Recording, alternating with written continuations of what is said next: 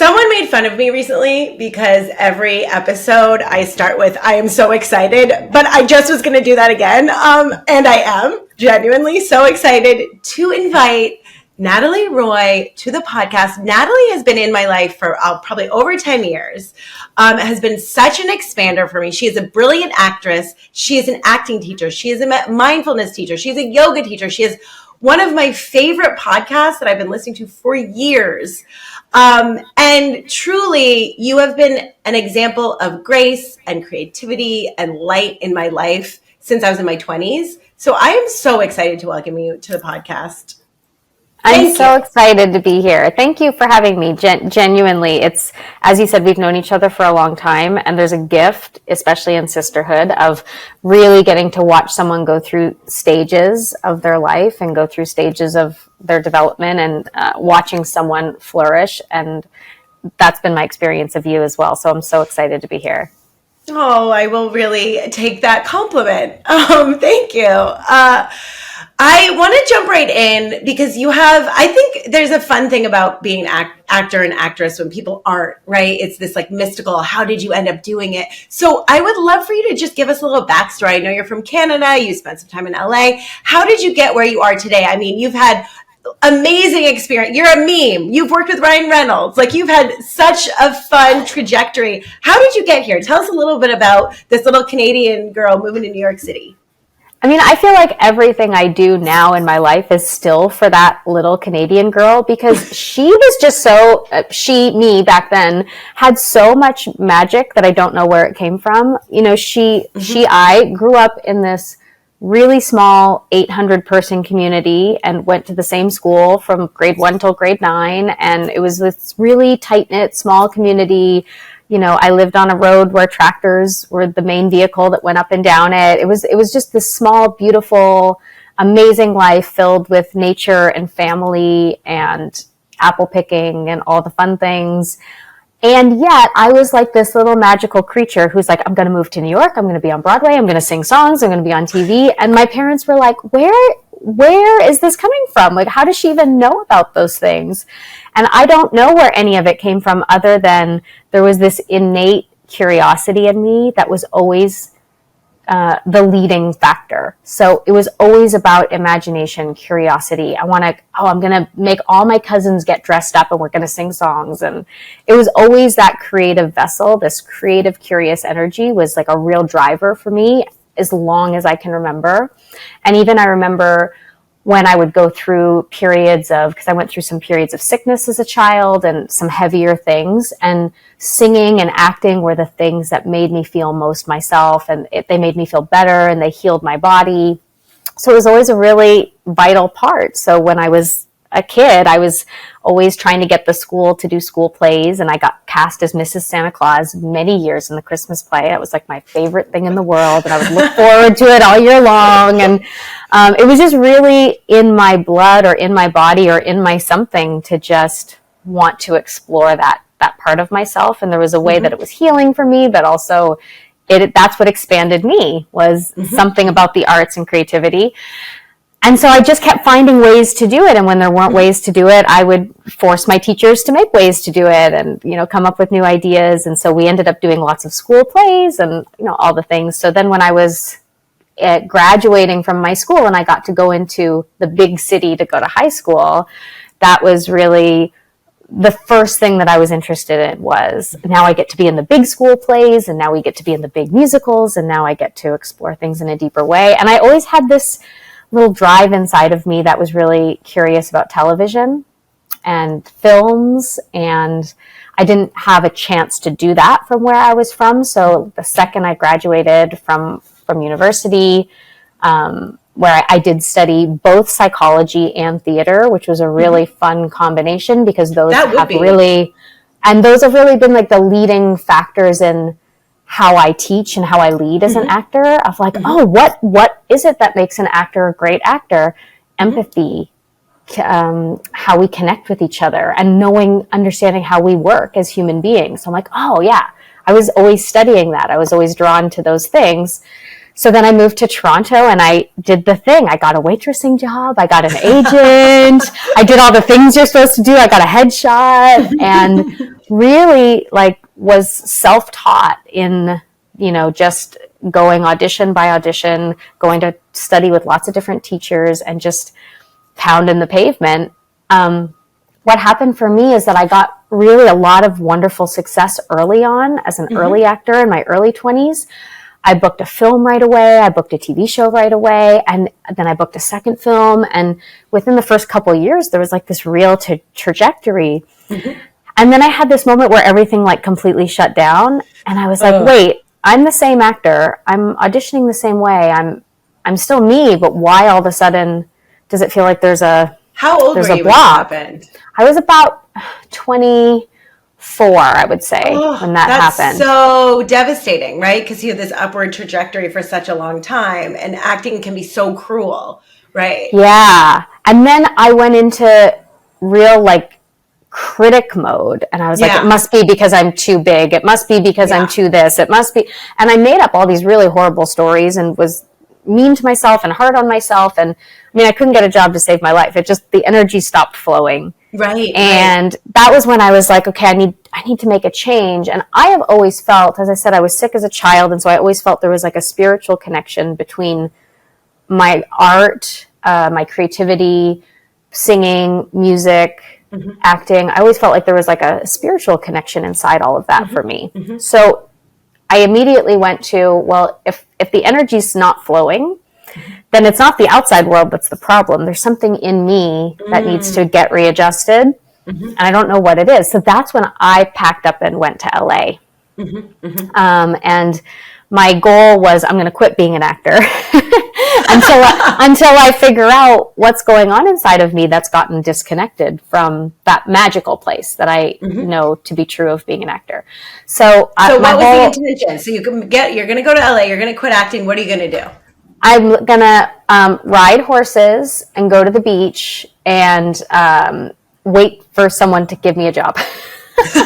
Like I'm just going to go, okay, I'm just going to stay in LA until I feel better. The sunshine. I just thought being somewhere warm. I was in Canada. It was winter. I was like, my goal was I'm just going to go for a couple of months and just take a pause and see if I can get more investigative about what's going on. And I'm driving on the freeway for the first time, like white knuckles, terrified. And, and I got pulled over for driving too slow on the freeway. So I was like, it was my introduction to LA.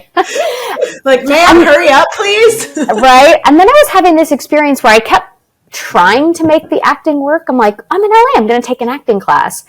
And I remember my very first acting class, I got assigned a scene partner. And then my scene partner called me the night before class and said, hey, I'm in jail. Can you bail me out? And I'm like, what is it? And then I didn't want to go to the acting class because I felt like I'm like, now I feel scared and now it all feels weird to me. And then I ended up signing up for another acting class. And then I was so excited because we were going to have this acting party. We were all going to, have a potluck and we were all going to get to know each other. And I brought this amazing dish from Canada that's like seafood and cream and bread and all these things. I was so excited about it. And the girls were like, Natalie, we don't eat that. We're actresses. And I was like, oh, okay. And I'm like taking my little Tupperware away and like throwing it in the trash on Sunset Boulevard, like all embarrassed and mortified. And so the feeling was like, I don't belong in this business. Like this thing I love, it doesn't love me back and I can't make it work, So that's when I just was wandering around Burbank one day and I stumbled across a yoga studio and I'd never done yoga before. And I walked in and this wonderful teacher with a thick Southern accent was like, hey, come on in, welcome. And I said, I've never done yoga before. She said, oh, great. We have a class starting in 5 minutes. Come on in. And I'm like, I don't have any clothes. She's like, oh, it's okay. You don't need any. Like, just come in and sit on the mat. And as soon as I laid down on the mat, I just started to sob. Like there was all this stuff in my body, all this pain, all this stuff that wanted to be released. And I didn't know what any of it was. But just all this stuff. And so I laid on the mat the whole hour and a half class. I cried it out.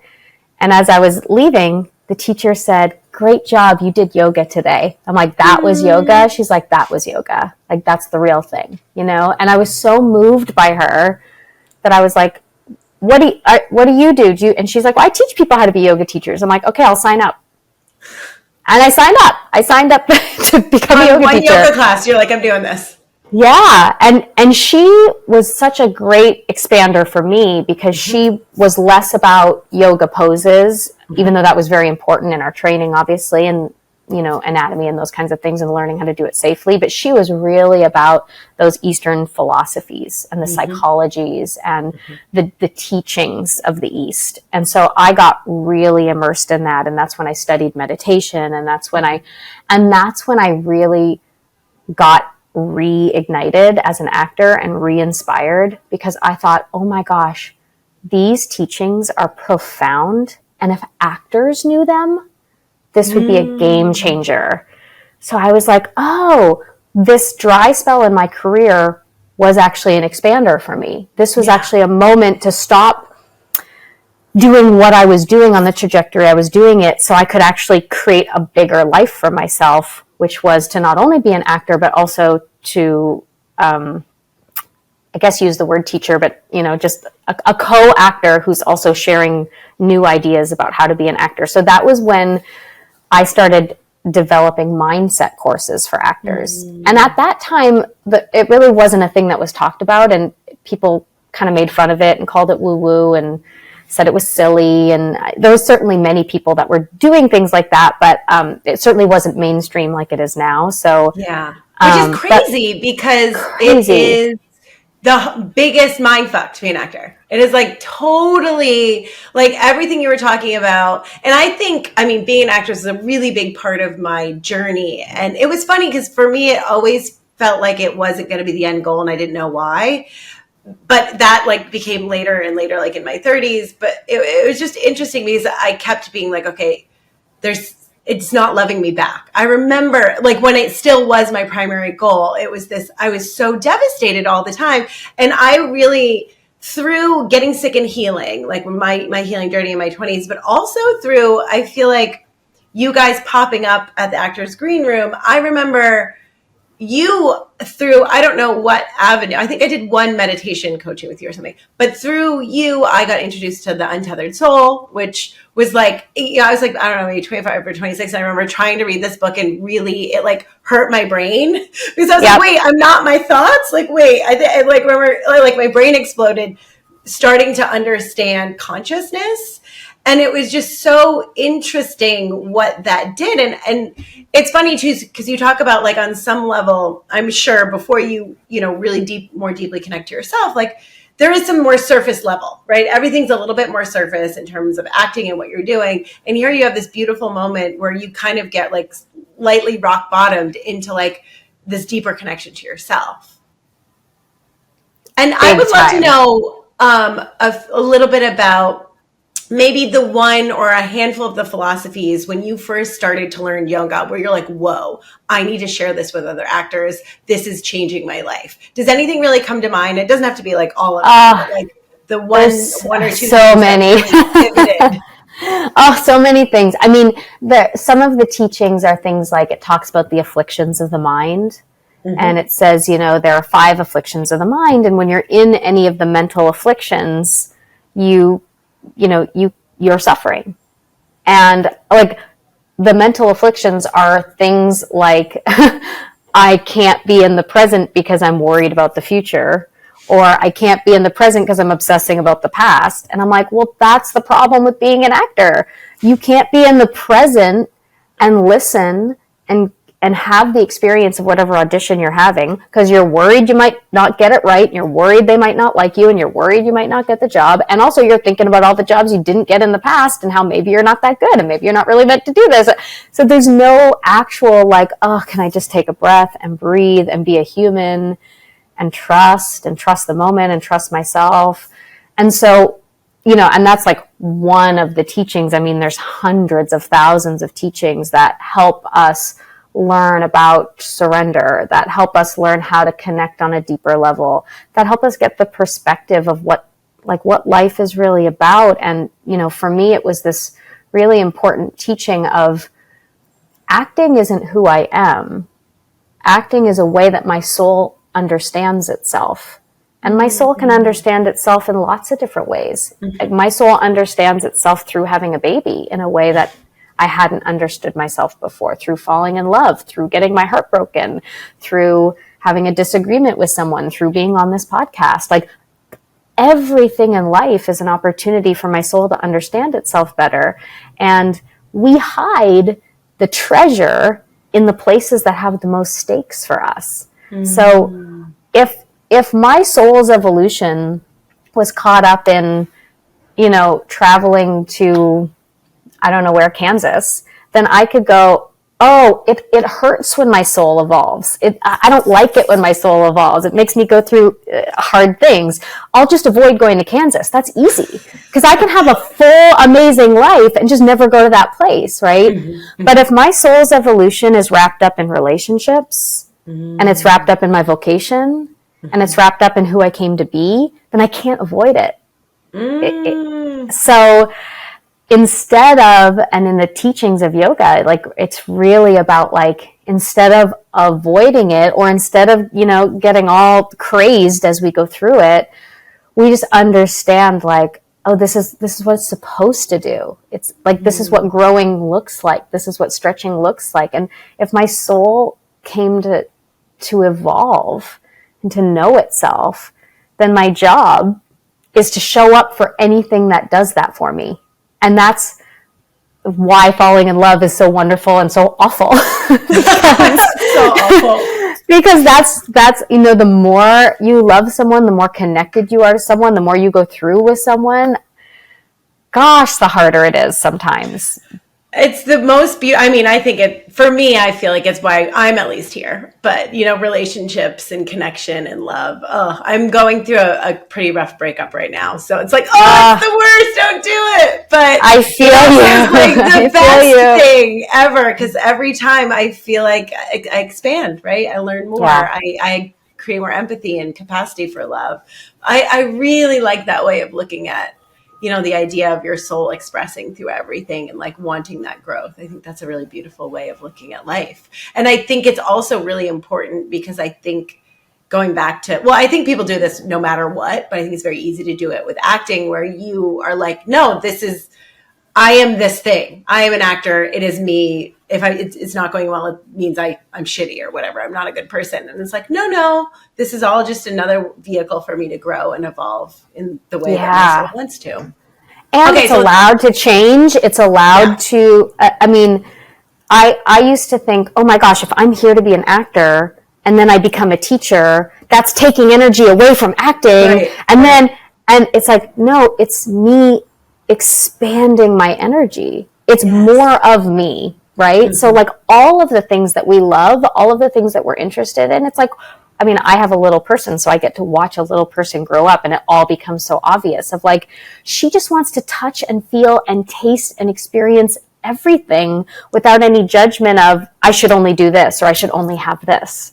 And it's only we, as we, I think, get these ideas and conditions around ourselves of, if I said I was going to be an actor, it's giving up or quitting to do anything else but that.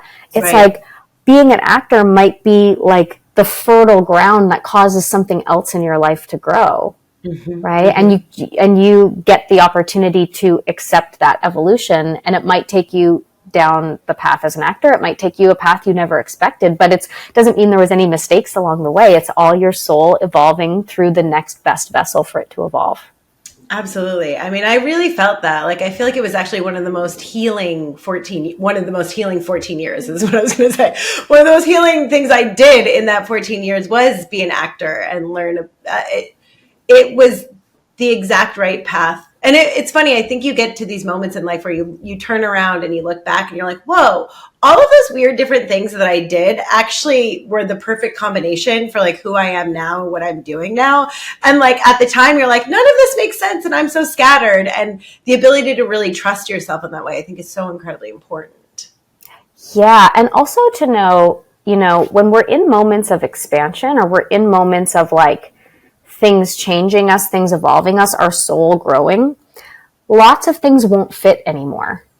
And it doesn't mean that those were failures either. Like when I go back to looking at this huge moment in my life where I started incorporating mindset and I started learning all these tools, that was also the beginning of the end of the marriage I was in at the time. Right? Really? Talk more about that. So it was like I had been with this person for a really long time. I mean, this is an amazing person. And it's an amazing person that I had the privilege to spend a long time with. I think in the end, it was like 14 years we spent together. But I did notice that as certain parts of me changed and evolved, and it's normal, that it was almost like he's like, I don't know who that person is. And that's not the same person I entered into this space with. And of course, once that trajectory was inside my body, it was only going to go further and deeper. And so then you play the dance where it's like, well, let's just still try to make these puzzle pieces fit together, even if they don't fit together, because there's so much love and so much history and so much goodness. But then as the puzzle expands, the pieces fit less and less, and you get further and further and further away from one another. And then it all really accumulated for me. And obviously you could ask him the same story and he would have his own sacred version of this that could be totally different than mine. But in my experience, I had this moment where I went to Paris for the first time and I cut all my hair off. I went and did the Amelie haircut, and I had really long hair, like longer than yours. I was with my best friend, Kristen. And they co-host this amazing podcast we'll talk about at the end that you guys have to listen to. And first time in Paris with Kristen. First time in Paris. And this trip was actually very important because we were waiting to check into our Airbnb and it wasn't available. And we ended up finding this little restaurant, having a bottle of wine, having all the things and chit-chatting. And Kristen and I, that was when our friendship really took off, like this trip. And I cut all my hair off and it was all fabulous. And then I remember, saying to my husband at the time, like, look at me, like, this is me now. And I'll never forget him looking at me and saying, I don't recognize you. And I knew that it was deeper than the hair. I knew that I was changing into something else. And I knew that he didn't recognize me, right? Yeah. And there was something inside that moment that I knew, I don't know how much longer we're going to try, but I know where this is going at that moment, it landed in my body of like, okay, I know where this is going. Oh, that's so heartbreaking. And and I think the reason I resonate so much with you, even hearing you talk about your childhood, I didn't realize how similar, I grew up on like a dirt road in the middle of the woods of Maine and, like very family and barefoot and, organic vegetables. But that was very much my experience, my 10-year, ending of my relationship, my marriage. And it was so fun because you talk about, and I think there was like getting sick, I think often is truly the longer I'm in the health space, whenever something goes on in your body, I think it's like a profound disconnection from your true self. Like there's something else going on. Yes, it can be genetic, but I think there is a lack of listening. And I was sort of really grounded in my 20s because my body was like, no, you are not on the right path. This is not the right thing. And while I did a lot of physical things, like I didn't heal all the way until I started like fully meditating and like really embodying, more of probably the principles you're talking about. And it is so devastating to go on and be in partnership that's really beautiful with someone that you love and trust. And I just remember this was my person. I committed. I remember looking at like picturing us being 80 together and really realizing that like they're not coming with you. And I remember I would try to get him to do these like classes and do these things and read these books. And he just thought in a kind way, but I think he thought I was just getting nuts or something. He's like, totally. Yeah, you're really out there. Like, who are you now? And it was like, no, this is like making my art better and my body better and my life better. But wait, why is this making our relationship harder? And why is this making us less connected? It's so devastating. It's so interesting because I think culturally, right? Everyone's like, oh, you're divorced. I'm so sorry. And I was like, oh, no, that was success. Like that was such a successful 10 years. And like that partnership with this beautiful person who is like still he's my family. Like I love him, but like that's success. Yeah. Major success. And I will never, ever, ever feel anything but, to him, thank you so much for the years that we did this dance together. Like, I'm so grateful. I wouldn't change a thing. And, you know, it's been a long enough space now where he's remarried, I'm remarried. And I look at our lives and I look at where he is and what he's doing and where I am and what I'm doing and the partners we're with. And I'm like, it all is perfect. Like, it all makes sense. Yes. Like, there was something divine in it that inside the pain I couldn't see, but it's very clear now to see that it was all orchestrated as it was supposed to have been. Yeah. You know? Yeah. And I want to say, and like, thank you for being true to yourself and honoring what you needed, because when I was in the depths of having a really hard time, even though I knew it was right, getting divorced is probably one of the hardest things I've been through, especially in a nice relationship. I got to watch you thrive and fall in love. And it was this really beautiful moment of, like, through social media and all the thing of like, oh, this is what's next, right? Like, this is really hard and dark, but like, there is something really beautiful on the other side of this. And I just want to say that to say for everyone, like, I think we have moments where, leaving a nice marriage or leaving a job or something secure or stepping outside of what your family or culture says feels very selfish. But like, in you honoring yourself, you were healing me too. Like, getting divorced and finding love gave me, you know, on some level permission, but also like really allowed me to have hope in a really dark time in my life. I really appreciate you saying that, because I also think that we live in a world that we don't often amplify the joy and the good, because we actually feel guilt and shame about it in a world where there's so much hardship and suffering that we sometimes feel afraid to amplify the goodness. And we definitely live, I mean, talking about in the health space, you know, food is medicine, and how we consume is medicine, or it's toxic. And we are in an outrage culture right now, and we are consuming a lot of negativity and a lot of blame and shame and canceling, and obviously some of it very just, but also we're very addicted to this outrage consumption that I think can be very damaging on ourselves and on our nervous system and on our spirits. And so I do think even when it's hard to post about the beauty or the joy and the love, because you're like, oh, I wonder, you know, like I said, I do everything for the little girl that I was. I think about her, and if I'm going to make a post, it's for her. It's for her to go, hey, this is what's possible. This is something fun. This is something joyful. This is something beautiful that life has for you. So it reminds the part of me that sometimes gets really scared and feels like it's never going to change, that it always changes, and they're still good no matter what's going on.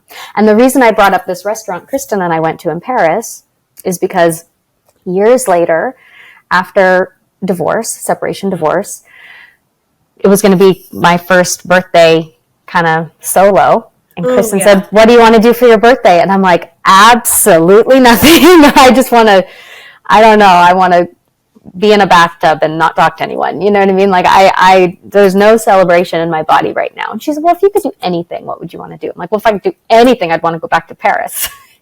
and Kristen, being a great best friend, was like, let's book tickets to Paris, you know? But within a few minutes, we had bought plane tickets to go back to Paris. So we arrive in Paris, very good. We arrive in Paris on the day of my birthday. Same situation. We can't check into our Airbnb yet. So I got this instinct. I said, Kristen, let's go back to our favorite restaurant where we first met. And I'm looking through my phone from years earlier to try to see what the restaurant was. And it's like, oh, it's not close to us. It's not in our neighborhood. I'm like, yeah, but it was such a good memory. Let's go there. It's like, okay, let's go there. And I walked into the restaurant and my husband walked out of it. My current husband. Yeah. So I mean, he's a chef, we know. So was this his restaurant, or he was just it was his friend's restaurant. He had been traveling and living in Australia and Chicago and all different places. He had just gone back to Paris a few weeks prior, and his friend had asked him if he could help run his restaurant while he was on vacation. And so he happened to be there. I happened to walk in. I looked at him and I was like, that's my husband. And oh my God, did you really have that moment? I really did. Because with my first husband, I did. And I'm not going to have a second one. But with my husband, I had that moment. Next time we podcast, maybe it'll be a second one. But yeah, and I remember I asked him, I said, well, how long are you working till tonight? He's like, oh, I work till close. Like, it could be like midnight. I don't know. And I was like, okay, I'll be back for dinner. And I went back for dinner and I sat there and I waited for him to get off work. And like when people would come try to sit at the table with me, like, you know, cute French boys trying to hit on me, I waited for him to be close to the table. I said, no, you can't sit with me because I'm waiting for my boyfriend to get off work. And they're like, who's your boyfriend? I'm like, him, but he doesn't know yet. I love this so much. Oh my God. So he was like, good. He's like, madam, can I get you anything else? I'm like, yes, I'm waiting for you to get off work so we can spend some time together. And, you know, we've been together ever since. Oh my God. And you just had an instinct when you saw him. You're like, this is, I'm gonna be brave and put myself out there. Well, I think that's the gift of failure, or what we would perceive as failure, is there's tremendous courage born out of it. And like courage is just like open-hearted living. It's like, okay, so I put myself out there on a really cute guy in France, and the worst case scenario is he rejects me, and then I go eat a baguette, whatever, you know? Yeah. all is okay. But yeah, and it's been, you know, many years now, and we have a baby together now, and she's just a little starlight. And I was very clear when I met him too of, you know, my journey took me a long time to get here. So the next partner I have, I want to have a baby with. Mm-hmm. And I got to know if you're down for that, because I'm at an age where I got to ask that question on the first date, you know? Mm-hmm. Yep. And it was really miraculous. I mean, I had an incredibly beautiful, process of becoming pregnant. I had a beautiful process of the whole and you were pregnancy. In your 40s, right? Your early 40s? I was 39 when I got pregnant. And so I was deemed, you know, high risk geriatric pregnancy. Right. But you know, it was a really important thing, because the tools that I had developed of self-listening, as you mentioned, like self-listening and the tools of meditation. And I would meditate with my baby every single day of that pregnancy. And I was in very, very deep communication with her of how she was doing and what she needed, and how I knew exactly where she was in the womb. I could really feel her, and I just tapped into her, and I kept using those tools. And it got to different points in the pregnancy, because I was older, that they would want to do additional monitoring, and they would want to induce me early, and they would want to do different things. And I was very clear, no. And they're like, that's against medical advice. I'm aware. But my inner wisdom is speaking very loudly to me, and I'm very clear. And I was able to have like an incredible birth experience where like I led the way, I advocated for myself, I got everything that I wanted. And she was born in, 45 minutes of pushing, and she came out healthy, and it was something I was really proud of, because I mean, first of all, I don't know how people have babies early, because it is the hardest thing in the world. And I'm like, thank goodness I have, have some age and experience under my belt while I tackle this. But it really was I think the biggest gift of having a baby at this age is I was really able to know what my yes is and know what my no is, and know what's for me and know what's not for me, as a result of like leaving acting, being an actor, coming back to it, having a first marriage, as a result of all of those difficult things, it's like we learn we can do hard things, and we learn how to advocate for ourselves. We learn how to listen to ourselves. And it really allowed me to have this gift of this experience that I'm very proud of. Incredible. That's so incredible. Were you able to conceive naturally? I was. Thank you. I needed that expansion around that. It's funny. I at 35, we had agreed that I would have a baby with my ex-husband, and we got to 35 and I just didn't feel ready, and the puzzle pieces didn't make sense anymore, like you were saying. And it just felt like this really interesting moment of, oh wow, we could like double down on this, or we could go our separate ways. And I was honest with him. I was like, I don't know if this is something I want anymore. And then of course, as soon as I get divorced, I'm like on the other side of 35, and I'm like, uh-oh, I want to have a baby.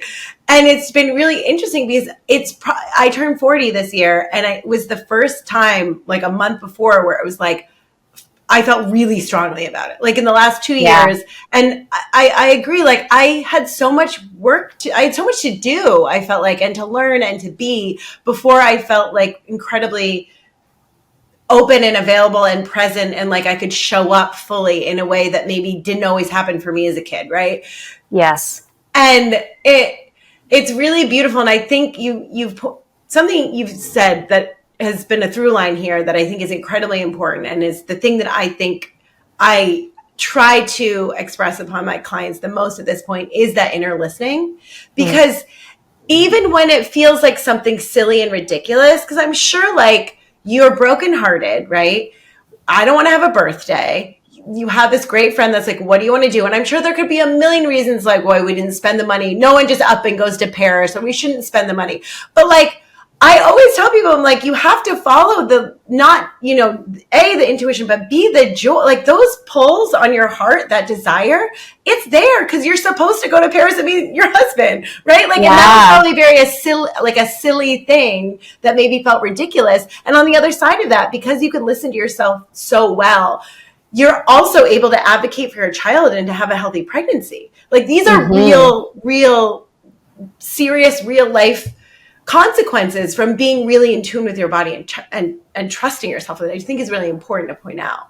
Yeah, because if you practice on what seems like the little insignificant things, and it'll be revealed how big and impactful everything is connected, Yeah. And even I had a miscarriage before I had the baby that I have now. Mm-hmm. And I remember that process was, okay, you're the most fertile if you try again right away, and it would be really best to like, and I was like, pause. Mm-hmm. I don't want to do what medically seems like the right thing. I want to know and understand how my body is doing inside this process. This is a big process. Yeah. And I worked with, I met this woman who happened to be a fertility acupuncturist. And she's like, just read this book. And there was a book, and it talked about what are my deepest fears about mothering? What are my deepest fears about mothering with my partner? And I just went through and I journaled, and I took a few months, and I journaled, and I took time.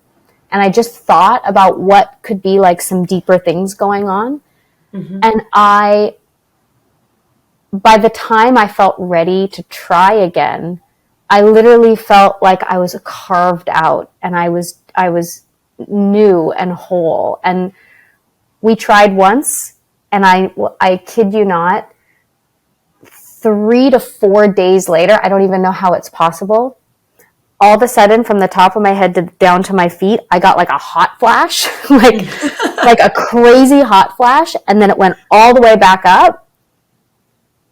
And I went, oh my God, I'm pregnant. Oh my God, the baby's and like, I knew. I'm coming in. And it was too early to tell on a test and all but I knew that soul entered my body, and I felt her come in. I knew it was a girl. I knew who she was. And I was able to connect on that subtle of a level to that process, because I truly didn't see it from a perspective of only physical.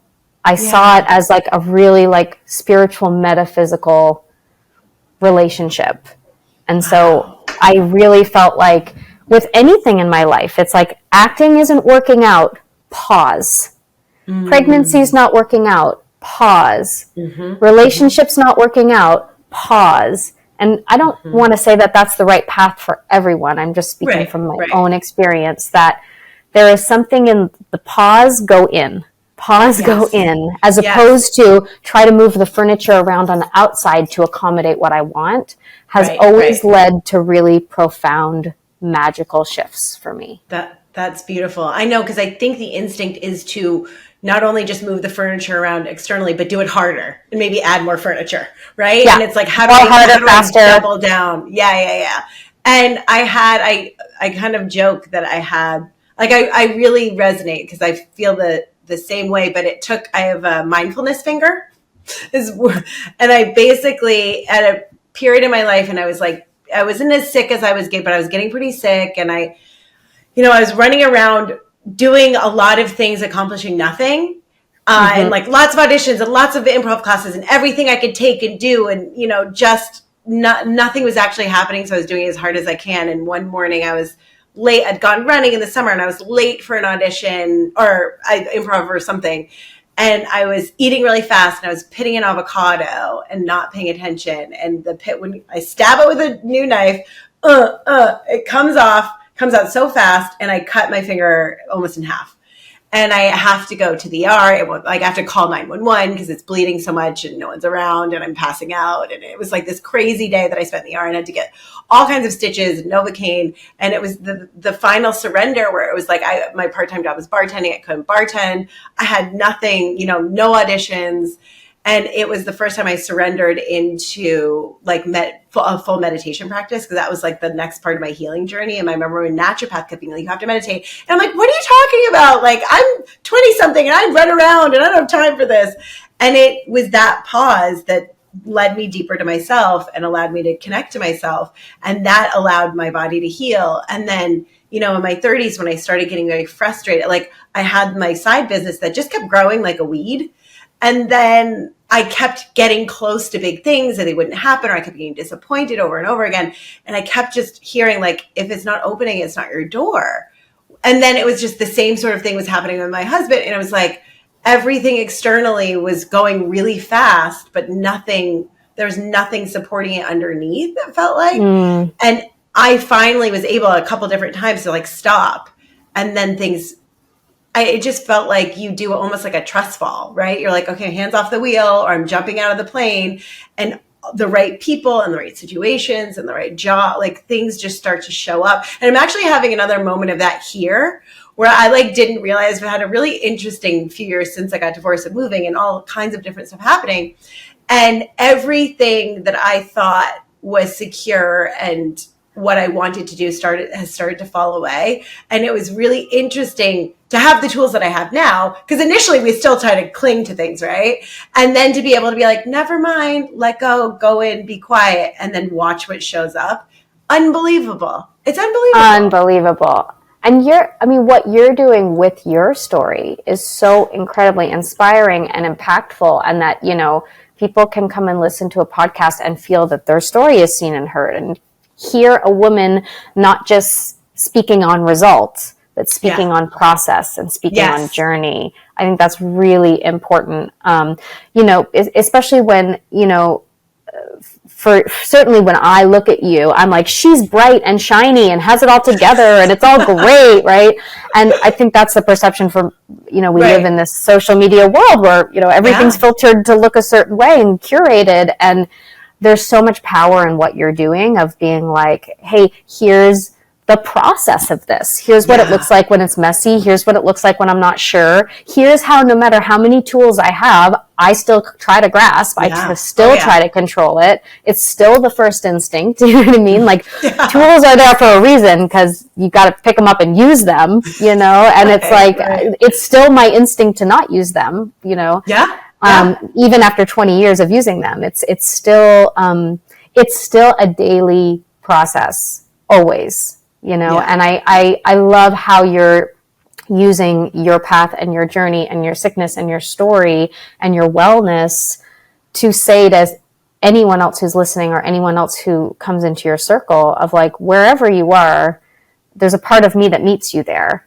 And then there's a part of me that meets you where you're going. I think that's really powerful. Thank you. No, I think it's really important, because like the further, in all of our journeys, right, where it's like, none of it's permanent. The highs, the lows, the money, everything comes and goes, the love. And if we can I feel like the longer I am on this roller coaster, there's a part of me that can just sort of observe and be like, cool, this is not what I expected. Oh, this hurts, but usually there's something better on the other side of it. Or, I didn't expect that, but wow, look at this beautiful, like, I moved to Portugal on a whim. Like, I was planning to move to Paris at the end of last summer, and my first night in Portugal, I stepped out of an Airbnb that I didn't particularly like very much to go have dinner by myself, and it just was like this feeling. And I spent a month, I just was killing time here before I had to go to a wedding in Tuscany. And I was just traveling by myself and like eating food and drinking wine. And that's all I was going to do, and working remotely. And every time I took a train back in or a car back in to Lisbon, it was like home. I kept getting this feeling of home. And I was like, this is weird. I guess this is where I'm supposed to be. And it's just really interesting to get to a point where you can be like, I am, though my rational mind wants to tell me otherwise, and maybe is only making me see things that I've done before or that other people are doing or trying to keep me safe. So like fear, essentially.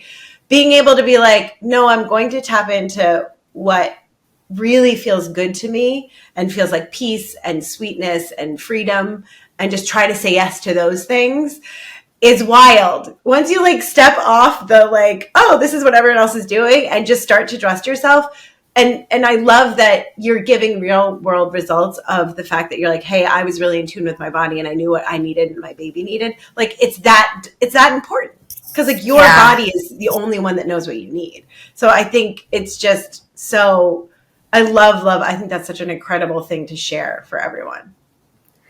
And I love what you're saying as well, because it really points to, I think, something, I don't want to generalize, but I do think something in my experience of working with a lot of women in particular, but people in general in our current state of life, there's this real glorification of independence, right? I can do it all. I can do it on my own. I can do everything. And I'm sure people look at my life and see aspects of that. Like she's acting, she's a mom, she's a this, she's a that, she's doing it, right? And inside extreme independence, there's trauma in that. There's a real lack of trust in it, you know, and inside, you know, extreme codependency of like, I'm just going to sit back and let the universe take care of me. You know, I'm just going to sit back and wait for the miracle to show up like that. Right. There's this power in that sacredness of the interdependence where there's an actual co-creation where you're like, I'm willing to get on a plane. And then the universe goes, what about this? And you go, I'm listening. You go, what about this? I'm listening. So that the co-creation can only happen if the yogis have a word for it, shraddha, which means like the balance of action and surrender. You know, I'll surrender and I'll listen for the action. And then I'll take the action I've heard, and then I'll wait until I hear the next action instead of getting on the train of how many actions can I take, how quickly can I take them, how much money can I make, how much, you know. Yeah, no, I'm like very much in that process right now. So it feels very divine that you're bringing that up. Like literally, I'm having to carve out more time just to be quiet. Because it's funny because during the pandemic, I created this course, and it was very based on something I used to teach at a conservatory in New York. But like during the pandemic, it got very clear what people needed, and, working with a lot of women and what everyone was struggling with, that one day it just like wrote itself. I felt like, you know what I mean? Where I was like writing and I'm like, okay, I had this, it's like, this is what I need to put out into the world. And all of a sudden that, took off in its own completely, like people just showing up, banging down my door. And then for a few years, and then it's this funny thing where I think I'm still really learning to listen to myself, because I probably stayed in acting a few years too long, where my ego and my identity, and it was like, you work so hard, right? So to have the manager and the agent and the casting director relationships. So, and like what you were saying earlier, where it's like, oh my God, I failed, right? Instead of this was just a beautiful part of my journey. Like it took me a little while to entangle that story and that identity. And then so many beautiful things happen. And it's funny because I'm watching this happen again, where it was like, I was clinging to this one thing. I'm like, this is the thing that I do. And not noticing the last year or so, I don't want to do it anymore. I feel like I've evolved past it, and I'm called for other things. And then watching things just evolve, and me trying to cling to something I don't want anymore. And how often are we doing this? And then when it's gone, it's like, oh God, thank God. I did not want to be doing this still. And but then know that wait, because there was this liminal space in between when I was like, okay, I'm no longer acting, and there was a pandemic going on, so the pause felt a little safer, I think, because we were all on pause before one thing ended and the next thing just showed up for me. But again, that's sort of my trajectory. So it was funny because it was like I'm clinging to this thing that I no longer feel aligned with, feel it doesn't light me up anymore. And I don't know what the next thing is. But instead of knowing that I've been able to trust in the past, I think we all can, right? I'm like having, and I granted only maybe it was like a month and a half of me being like, and then being like, oh, wait, I'm fine. Everything's fine. I just have to listen. I have to show up and I have to take care of myself and I have to listen. But it's scary. It's really scary. It's like the trust muscle really needs to be worked. The trust muscle is the constant working one. And, people will often say, but I'm filled with so much doubt and so much fear. It's like, good, then you're on the ladder of trust, because that's the first rung. Trust is the last rung. But if you're feeling doubt, if you're feeling scared, if you're feeling freaked out, good, you're on your way to trust. That's all part of it. It's all part of it. And I think that, speaking of the untethered soul, so that's one of my favorite books written by Michael Singer. Michael Singer now also has a podcast, and I think it's his most recent. I've heard it's great. Yeah, people really love it. It's great. To it. It's great, and his most recent one was really about getting out of reactivity, and it was like the teaching is so simple. It's like you feel the trigger, you feel the fear, you feel the discomfort, and what do? Relax. The instinct is, I'm uncomfortable, fix it. Yeah. I'm scared, solve it. I don't feel good, shop, eat consume, do something to not feel that thing, right? And his whole thing is, what happens if instead of seeing everything in life as a problem to solve, he's like, you just relax into whatever the thing is. And I think that's the power of when your acting evolves to that less superficial place. Because the superficial is just react. Yes. And the deeper place is, can I really let that hit me? Can I absorb it? Can I feel it? And then let something come from that place of what has just infiltrated me or whatever, and when Michael Singer talks about, he uses the example of like being in Publix and someone crashes into your cart and then the line is long, and he's like, you literally can't sit and be present because there's always a problem. There's a problem. The lights are too bright. The food I wanted is too expensive. And he's like, what if you relax into it? What if you're like, and he's like, then it gets really like absurd. Like I'm sitting in this place called Publix, and I'm making up stories of how unhappy I am. I'm just plopped in this place on this 13 whatever billion year old planet. I'm just plopped here watching this whole thing. And he's like, if you plopped me out of it, Publix would still be Publix. All the people would still be there. All the things would still be happening. And it's like you just got plopped in Lisbon, and then you get the opportunity to be like, I'm just a witness to what's going on here. But I notice how I feel. And that there's the opportunity inside the relaxation to actually notice how we feel, as opposed to react to the outside things that we think are causing how we feel. It's like I get to just be more intimate with myself when I'm like, can I just relax into, and obviously it's way harder, but then the way I'm describing it seems all lovely and graceful, but the moment of, oh my gosh, I'm so sick, or I'm in so much pain, or I'm losing the person I love, or I'm scared because I can't pay my rent, or I'm, and it's like, can I just relax into that? And it's, as Kyle Cease, one of my favorite coaches, says, oh, he's got the best, The Illusion of Money is like the best money book, I think, out there. The best. And he says, the chaos is always here at the top of your life, in your mind, even in your heart.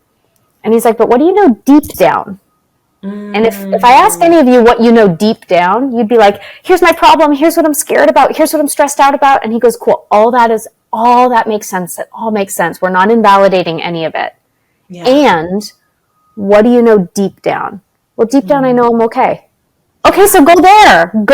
There. Make a decision to spend more time in the deep down where where you really know that your safety has nothing to do with all the stuff you're worried about, when you really know that, like, you know how to take care of yourself, you know how to listen. Like, there's a part of you that knows the answer. Like, they wanted to induce me when I was pregnant. And I said, I can't be induced today. I have tickets to Hamilton. They're like, that's not a good answer. I'm like, well, listen, if by the end of Hamilton, you know, you think that I need to come and be induced, I'll come back. And I sat in that show and I put my hands on my belly and I listened to the music and I was present. And I did not think, am I going to have to go to the hospital? Am I going to have the baby today? I'm going to have to pack a bag. I'm present. I'm going to listen. I'm going to be with this music. I'm going to be with the songs. I'm going to be with this baby. And she's going to let me know if she wants to stay in here, if she wants to come out today. And she was very clear. Like, we're not going back to that hospital. I'm like, okay, we're not going back to the hospital. You know, against medical advice, you know, you're an old lady having a baby and we're telling you otherwise. And I'm like, okay, I take responsibility for that. This is my choice. It's my choice from deep down. My choice from deep down is not to be irresponsible when I hear. It's to truly take it in and to acknowledge it as possibility. You know, it's not to be reckless. It's to truly take it in as possibility, but not take it as truth. Take it as possibility. Go deep down and discern, does this feel right for me? Does it feel aligned for me? If I'm not sure, then stay in the pause till I have more certainty. Yes. But I think there's a deep power in knowing that wherever you are, you can change course. Yep. No matter how deep you are into something, whether it's a marriage or a life path or an illness, no matter how deep it's gone, it can come undone and it's okay. And there's the part of you that existed before that thing, and there's the part of you that will exist after, and you can connect with it. And there's a little person somewhere inside of you that is watching you, that is so freaking proud of you, that cannot believe that they get to live life through your body, through your experience, through your heart. They're so proud of you. They're so proud of the woman that you've become. And you get to honor them every time you tune in and listen, as well as yourself. Yeah. Oh, that is so incredibly beautiful. And I love just the continual check-in of, you know, the little person who is like, wow, you're doing that. That's so brave, or that's so cool, or, you know, it's so exciting. And I think that you made me think of two things. One is, every time I do an intake form with a new client, it's a couple of pages long, and they tell me their health history and what they're working on, what their problems are, and all these things. And obviously they've come to me because they don't feel well. And my last question is always like, what do you think you need to be doing? And 99.9% of the time, everyone knows exactly what they need to get better. You know, you already know. And so much of my job is to give you resources, tools, information, support, and to hold a mirror up. But like, you already know, you are the expert, which I think is really, you know, profound to see over and over and over again. And then people will forget immediately what they said, and they'll be like, I don't know, and all these things, but they know, everyone knows. And then the other thing is, I think it's really beautiful to be okay with, I always talk about, like, sometimes it's just not time to know yet. Right. Yeah. And like a lot of life, it's like, it's okay. I maybe need to make a decision, but what is it? And the answer's over here. And there's a lot of just not time to know yet. And like, if you can get okay with that and just being like, instead of like ruminating and anxiety and trying to ask everyone else, it's like, oh, there's going to be a point where it's going to be really clear. And right now I'm just not time to know yet. Yes. And trust, like, whatever information is meant to help me know, it's going to find its way to me the way Lisbon found its way to you. You know, absolutely. Like, you don't got to go seek it out. It will find you. It'll bang down your door. It'll bang. Life wants you to evolve. Yes. Your soul is here to grow. You don't have to do all the right things so it happens. You just got to stay out of the way so it happens. You know what I mean? Like, you know, like that acorn is destined to become an oak tree. You just got to let it happen, you know? And it doesn't matter how many storms or how many days it's sunny. Like, just nature knows what it's doing, you know? And I always say that to anyone, whether it's a career that you want to birth, whether it's a relationship you want to birth, whether it's a child you want to birth, there's a process in that. And very little of the process has to do with me doing something. Yeah. Like, I would lay down and have a nap every day and, you know, rest and eat well and rest a lot more and a few weeks later, I go to the doctor and there would be a hand in my body that was not there before. You know what I'm saying? That's so crazy. I was not meditating on grow fingers grow. I wasn't like doing anything to make it happen. My job was to be a space where a hand, if it wanted to grow, could. That's my job. Not to like make it happen, fight for it, journal about it, visualize it. Like none of that is my job. It's a co-creative experience. And in the midwifery traditions, which I learned a lot about in my birth process, is, you know, trimester 1 is about the woman's relationship with her own body. Wow. Yeah. From a spiritual perspective. And that's kind of why we have the most sickness in the first, because it's about not resisting my body getting bigger, which is the conditioning that many of us have to rewire as women. Yes. Not resist or think it's a bad thing, and to really heal any unhealed wounds about my relationship with my own physical body. And then we move into the second trimester, and it's really about the mother line energy, the maternal line energy. And during second trimester, I had a lot of dreams about my grandmothers. Wow. I looked a lot into the history of how the women in my family parented, and what the patterns that wanted to break were, and what the patterns that wanted to stay were. And in meditation, inviting my ancestors into the conversation of what we were building for this new person, and how we were going to do things different, and what the things we wanted to change, and healing that. And then the third trimester is really about the paternal line energy, and what will come in then is the father line energy. So it could be my own father line, or it could be, you know, my partner's line of energy, if they're male identifying. And it's really about that line of energy, what we bring forward, what we value. And so it's this really blending of get grounded in physical reality, bring this human into physical reality. And then we have this uniting of the masculine and feminine energy that's in both of us, and this healing of it. So that then labor and delivery is the child's opportunity, so they can come in fresh and clean and ready to roll. That's their opportunity to help us clear up anything that didn't get cleared up yet. So in that tradition, as it was explained to me, the less you've cleaned up that energy, the harder your birth will be. Interesting. Right? That it's like, that's the last chance to kind of get some of this stuff. Now, that is all, like, you might subscribe to that, you might not, that might resonate for you, that might not.